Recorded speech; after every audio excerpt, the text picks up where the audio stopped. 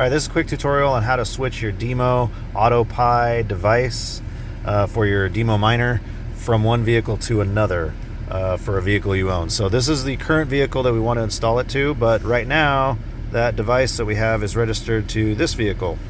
So before we do anything, we need to delete it from this vehicle or deregister it from this vehicle so that it'll allow it to connect to the new one. So to do that, you could find your new and your old vehicle here, and you want to hit the keys up top.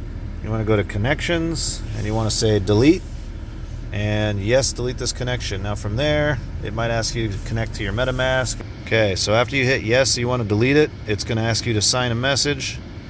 You're going to sign it, and it's going to sit here and think, and it says it may take a minute or so.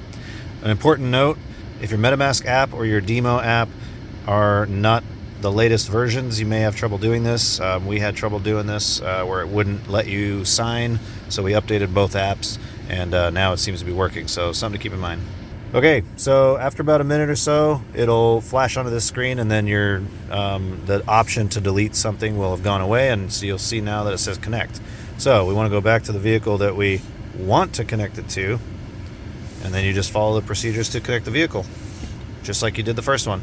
So I'm going to say, yep, register, verify, matching. We already did a couple of these steps, but just go through the prompts like you would if you're doing it for the first time, and you should have no problem.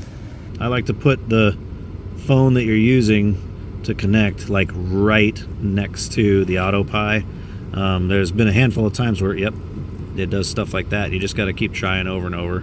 Yeah, it's a little finicky of an app, so sometimes it takes a few tries before it actually works. You should be able to get to this part of the process where it says pair vehicle ID and device, waiting network validation. There you go, successfully linked your vehicle ID and hardware. So the biggest problem is trying to connect them to Bluetooth. They're not the greatest. I mean, maybe the newer versions are, but this is one of the earlier models that we have installed, so you might have better luck. Proceed. And now we're connected. That's how you do it, guys. If you have any questions, leave a question in the comments, and I'll try to address it and be as helpful as I can. Happy mining. Have a good one.